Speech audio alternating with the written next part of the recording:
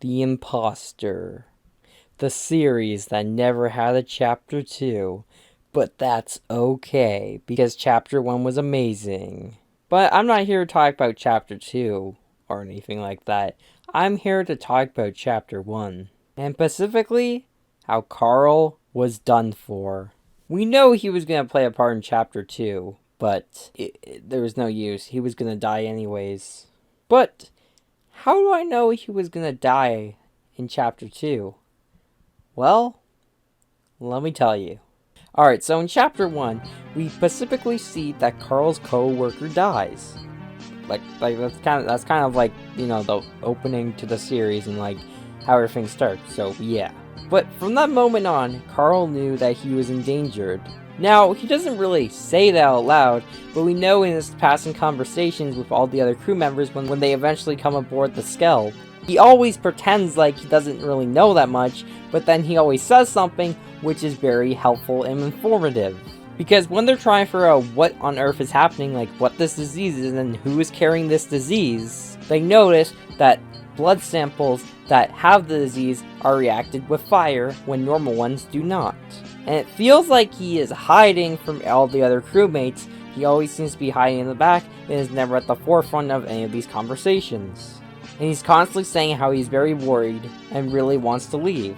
Now, they eventually do the blood samples, and Karl doesn't really, seem to appear to have the disease, so why would he get worried? Well, let's see. See, despite the fact that his blood was never reacted with any of the samples, meaning he wasn't infected, but even after all the blood samples and all this mayhem goes down, Karl is still getting very anxious about returning, because he knows he's actually infected. Because if you know this, that in the ending of The Imposter, when the detective is sacrificing his life for Karl, Karl is constantly refusing, until he's literally forced to be the one that survives. And the reason why he's doing this is not because he feels bad for the detective.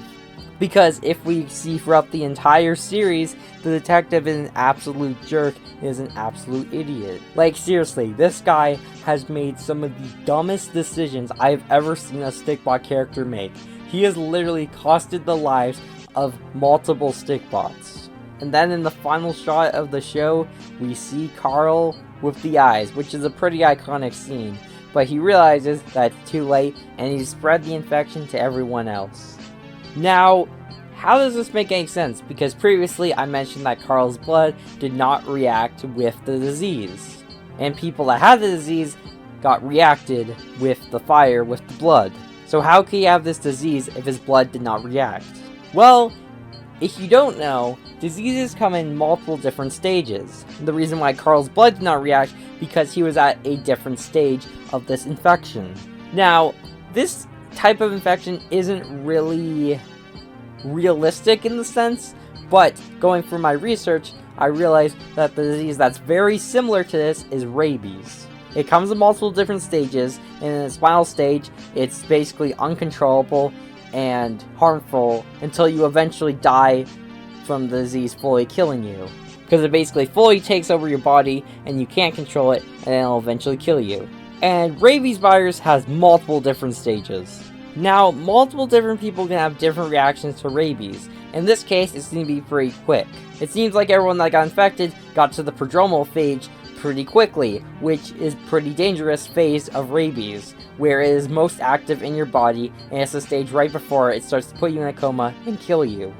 Now, while people are getting infected, Karl was saying at the incubation phase, which is stage before prodromal, where it is in your body, it's active, but it hasn't really taken full effect on the body yet. Now, why does everyone else react so quickly to this infection, but Karl doesn't? And we don't even know when Karl got infected yet. And that is because I believe that because Karl is a custodian or a janitor, he has actually taken the vaccine for this disease multiple times, because if he is cleaning up constantly, he probably needs some protection just in case if he gets infected by anything. We know that The Imposter takes place somewhere in the 1980s, and the vaccine was created in 1885 with a pretty successful rate of defending the virus. So I believe Karl had taken the vaccine, and it slowed down the process.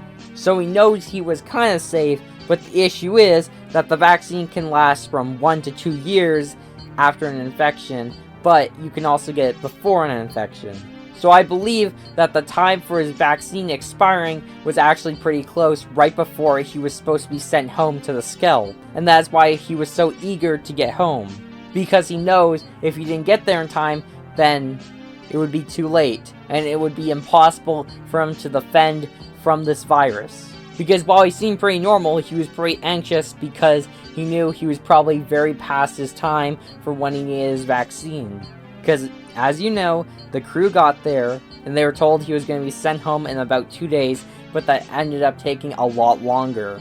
And then when he was on the escape pod, he knew it was too late, and that the disease will spread to other Stikbots because he could no longer control it, and that's why he wanted to send a detective to the Skell. But when Karl failed at doing that, he knew as soon as he arrived there, he was going to be uncontrollable and he was going to accidentally spread the virus to the entirety of the Stikbot population. Now, there are still some unanswered questions about this, like how did he get infected? Well, in this case, I think the way he got infected was some off-camera thing for when he first saw the disease and it killed the janitor and the custodian, because we know that the disease is actually visible because it's an actual like-minded creature.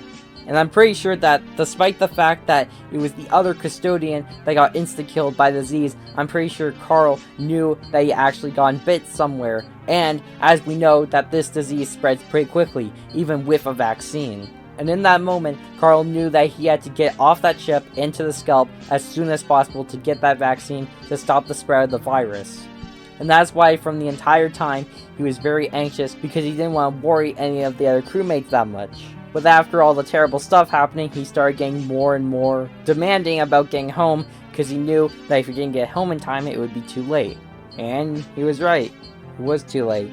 Despite the fact that we never saw Chapter 2, going off by that ending, we knew that Karl was in fact infected by the virus. And my prediction is that Chapter 2 would be the virus spreading to the greater population of the Stikbot. But hey, that's just a theory.